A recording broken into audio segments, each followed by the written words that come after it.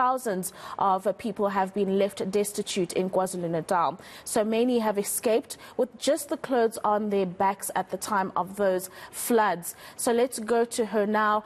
You were tracking the story, Lethiwe Mdluli, about what the floods have done to Durban's beaches and, of course, the effects that has had on tourism, the tourism economy, but also just the environmental implications thereof.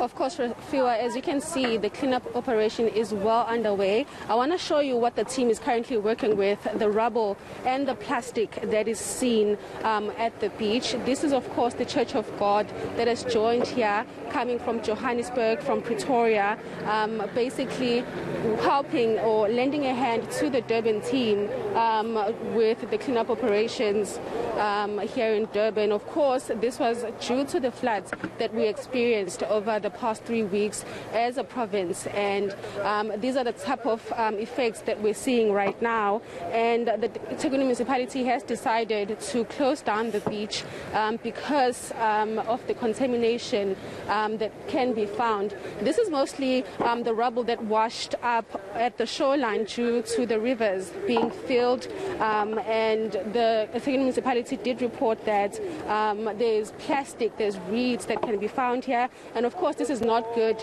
for the ecosystem. We were speaking to the Minister of Environment, or responsible for the environment, a few days ago, Barbara Creasy, who was also visiting this area and also led a mop-up operation where teams gathered, NPOs gathered to clean up the beach. These are the efforts that communities and volunteers are currently embarking on to try and lend a hand when it comes to cleaning up the rubble. You mentioned how tourism is going to be affected by this. Of course, this is the main attraction for the city of Durban, and this is not the first time that the beach has been closed.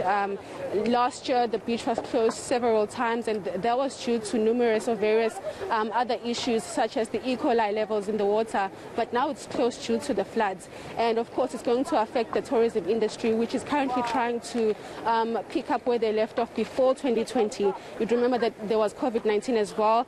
Traveling was restricted, so a lot of people could not visit the beach, which affected the economy of eThekwini. Right now, the team is currently gathering bags. As you can see, I've seen about 100 bags so far. Over the past few weeks, over 40,000 bags of litter have been collected by various NGOs who are currently helping, lending a hand to those teams that are helping with the cleanup operations. This is not the end, though. Other organizations on a daily basis, Lethiwe, they gather here and they try to clean up the shoreline. As you can see, there's a lot of devastation that has been left behind by the floods. It's going to take a very long time for this to be cleaned up. A very long time indeed, Lethiwe Mdluli. I mean, and it's not going to be something that this group can do on their own. Hopefully there will be more hands or boots on the ground that make it to the various beaches that were impacted by the floods and help in whatever way that they can.